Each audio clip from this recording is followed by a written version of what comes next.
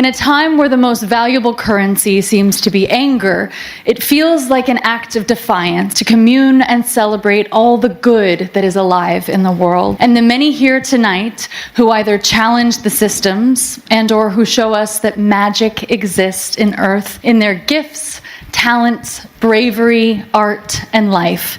So tonight I applaud each of you. Hey besties! So Blake Lively finally got exactly what she wanted. Attention, headlines, and a courtroom spotlight. She just filed a new document, and it's wild. In it, she's not just suing Justin Baldoni, she's demanding punitive damages, treble damages, and claiming she's owed millions. Yep, Blake's not asking for justice. She's asking for a payout big enough to fund her next beauty line. This is now the third time Blake Lively has gone after monetary damages from Justin Baldoni or tried to shut down the Wayfair parties through sanctions. Her publicist, Leslie Sloan, has already filed 2 motions, and her husband added another one himself. That's 6 motions total, all circling around one thing: money. Millions of dollars to be exact. And this latest motion? Pure PR theater. You can tell it's a stunt the moment you look at it. A 30-page document packed with recycled arguments, grandstanding language, and legal smoke. It's not a case filing, it's a press release dressed in legal formatting.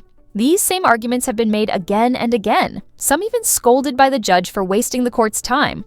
But this time, Blake decided to raise the stakes. She introduced an anonymous source, someone who allegedly had negative interactions with Justin Baldoni. The move is transparent, a calculated attempt to taint Justin's image, to frame him as difficult, unstable, and unprofessional. She wants the court and the public to believe that his absence from press tours and set promotions wasn't about her, but about him, a man supposedly too intolerable to work with. It's not a legal argument. It's a character assassination wrapped in emotion. It's being framed as just standard protocol when it comes to Justin Baldoni. But let's be honest, no one really knows what that means. I don't know Justin Baldoni personally. I don't know Blake Lively either. I can't tell you if Justin is the worst man in Hollywood or if Blake is the most manipulative woman in the industry. But what I do know is this.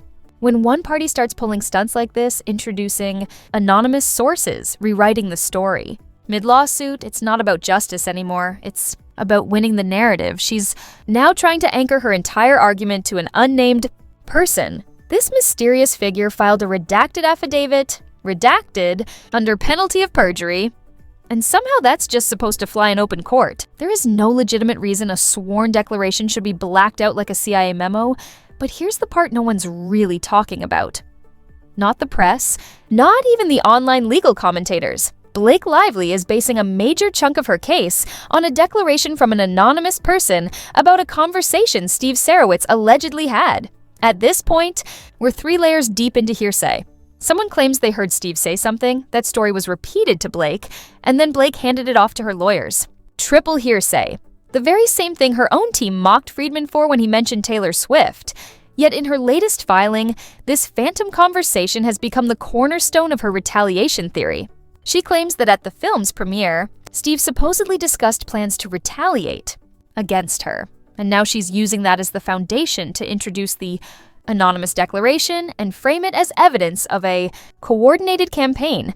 She claims, without irony, that this alleged conversation proves a coordinated effort to retaliate against her. Her filing reads, "Before and during this litigation, the Wayfair parties have repeatedly made clear their intent to retaliate against Miss Lively, including by weaponizing the legal system. But here's the problem. Filing a lawsuit isn't retaliation. It's literally what the legal system is for. You don't get to call due process a vendetta just because it doesn't go your way." Still, in her declaration, Blake insists this supposed plan was backed by virtually unlimited resources. A shadowy campaign allegedly funded and coordinated by Wayfair and its billionaire founder, Steve Sarowitz. It's the kind of language you'd expect from a political thriller.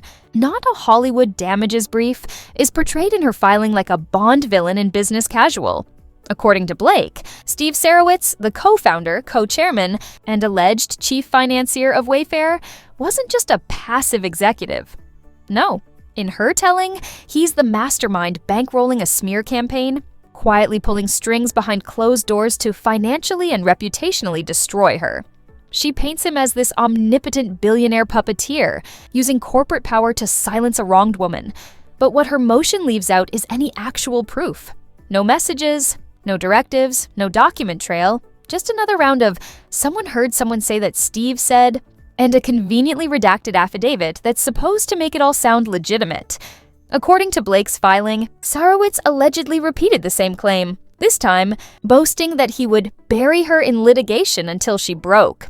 That's the line her attorneys have seized on, weaving it into this larger narrative of a billionaire-fueled vendetta. But here's the problem. There's no transcript, no recording, no first-hand affidavit from the supposed witness. Just a redacted declaration, passed through multiple intermediaries, repeating an overheard conversation that no one can independently verify. And still, Blake's team treats it like gospel, the smoking gun in a Hollywood revenge plot. They frame it as the moment the retaliation began. The proof that the lawsuits and PR pushback weren't about defamation or misconduct, but about crushing her. It's cinematic, sure. But in court, cinematic doesn't mean credible. According to the filing, Sarowitz allegedly doubled down later in August 2024, even though the film had done well and Wayfair had reportedly profited, telling a separate witness that if Blake Lively or Ryan Reynolds ever crossed the line, he would come after them. He supposedly said he would protect the studio like Israel protected itself from Hamas, adding a chilling line about casualties. "There will be 2 dead bodies when I'm done, minimum." That quote is used in the brief like a bombshell, the billionaire as Bond villain moment. But remember, it's secondhand at best. It's hearsay layered over hearsay, amplified through redacted affidavits and presented as proof of a cash-fueled vendetta. It reads great in a screenplay. In court, it's a he said, someone said story that the defense will happily pick apart. That quote reads like pure cinema. "There will be 2 dead bodies when I'm done, minimum." But pause. Ask the obvious questions. Do we have audio? A transcript? Anything that ties that line to Steve Sarowitz directly? Or is this just another someone told someone who told someone moment? Perfect for headlines, terrible for proof. It's also telling how the language morphs in the retell. Suddenly it's not literal murder, it's dead to me. So now the claim becomes a rhetorical flourish, an insult, not an indictment. "I'll make it worth their while" becomes "I'll spend money to protect the studio." Big feelings, big words, and zero corroboration. In court, that's a problem. Hyperbolic boasts and macho metaphors don't equal admissible evidence. The defense will point to the redactions, the anonymous witness, and the layers of hearsay and say, this is not proof, it's theater. And judges tend to care about proof more than punchlines, so yes, the quote lands hard in a press cycle. It makes for great headlines. But as evidence of a multi-million-dollar retaliation plot, it's smoke, mirrors, and a PR-friendly soundbite, nothing the court will likely rely on without actual, corroborated proof. What he's actually saying is, he's prepared to spend whatever it takes to defend the studio from lawsuits. That's not a murder threat, it's a budget line item. If Blake's already sued people repeatedly, of course a studio backer is going to say, we'll fight this. Saying you'll spend money to protect your company isn't a conspiracy, it's basic self-defense. It's reactive, not premeditated. And when the plaintiff is the one who keeps filing suits, threatening to sue, and dragging people into court, saying, we'll defend ourselves is hardly sinister. It's common sense. In short, loud rhetoric makes great tabloid copy, but legally, this looks like a billionaire saying he'll bankroll a defense fund, not orchestrating a campaign to ruin someone's life. Then Blake's team includes a declaration from a completely random person. No name, no reason why they're even involved. And that's supposed to be evidence? Come on. In this filing, Blake argues that after she sued, the Wayfair team, through their attorney Brian Friedman, reconfirmed their intent to sue her into oblivion. She claims this shows retaliation for her reporting sexual harassment. But here's the problem. Nobody knows who this witness is or why their statement even matters. The quote she's relying on? The judge already threw that out once. This witness wasn't on set, has nothing to do with the production, and is talking about unrelated stuff. And most importantly, filing a lawsuit isn't retaliation. It's a counterclaim. It's literally what you do in court when you think someone's wronged you. So what Blake's calling retaliation is just the other side defending themselves. It's not a conspiracy. It's litigation. It all comes down to one central issue: the suppression of free speech under the guise of litigation. According. guise of litigation.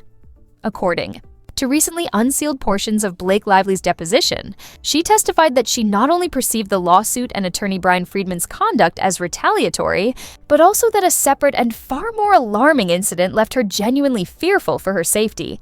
In her sworn statement, Lively recalled that Steve Sarowitz allegedly made a chilling remark, a dead body threat, immediately following his public pledge to spend $100 million to ruin her life, while Sarowitz later clarified that he had no intent to kill anyone. The remark's timing, coupled with his extraordinary financial threat, painted a deeply unsettling picture of intimidation and coercion.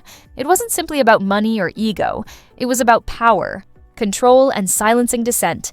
Complicating matters further, Lively's legal team cited testimony from an unnamed industry professional who claimed to have experienced verbal abuse from Justin Baldoni on a completely unrelated project. As a result, Baldoni was allegedly barred from that set's production and marketing activities. Importantly, this account, while notable, bears no connection to sexual harassment, allegations, nor to "it ends with us."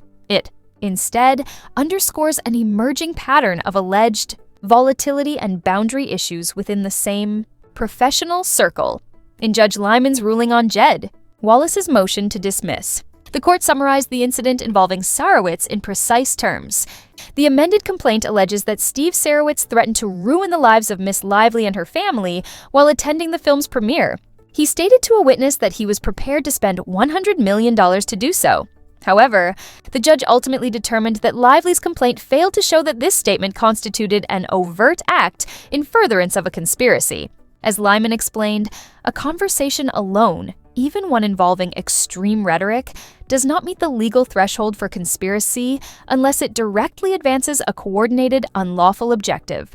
In essence, the law requires more than malice. It demands motion. Words, however threatening, must be tied to a tangible act in pursuit of the alleged scheme. Still, the gravity of the remark remains. A billionaire's declaration of financial warfare against an actress, especially in a high-stakes defamation and retaliation case, is not just legal theater. It's a chilling reminder of the disparity of power at play. Whether or not it satisfies the technical definition of conspiracy, the intent to intimidate speaks volumes. At its core, this isn't about justice.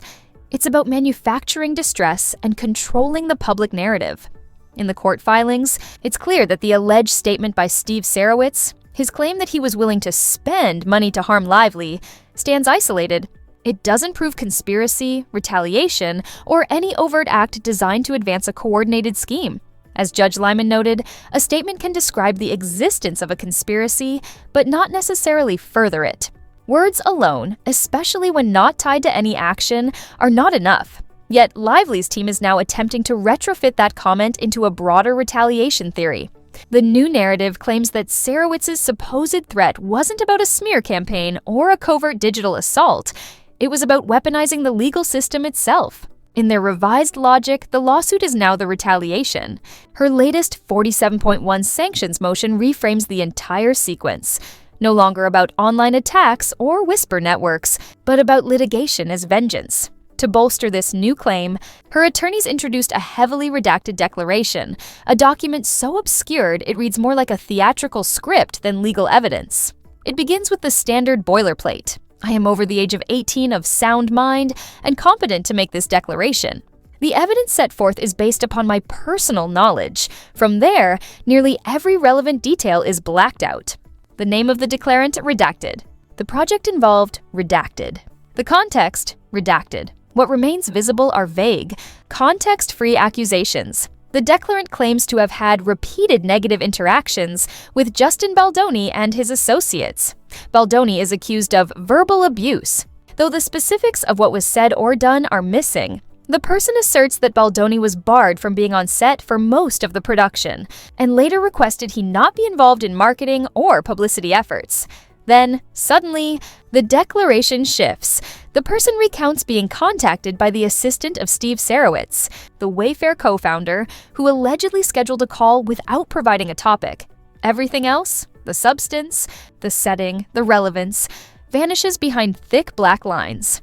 The declarant signs under penalty of perjury, but with no visible context to support or verify anything they've stated. And yet, Within hours of filing, that declaration found its way to TMZ. The outlet published an exclusive, announcing that a new witness had come forward to accuse Justin Baldoni of verbal abuse. The timing was impossible to ignore. A sealed, incomplete filing suddenly became a perfectly framed headline.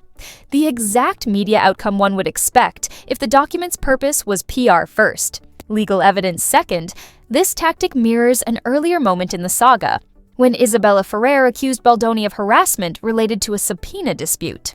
The parallels are not subtle. Both incidents rely on anonymous or peripheral witnesses, non-specific claims, and a public relations crescendo timed to filings. However, there's a fatal flaw. The judge's prior ruling on motions to compel made it explicitly clear any external evidence involving behavior on a different set or project could only be admissible if it directly related to sexual harassment claims. General negative interaction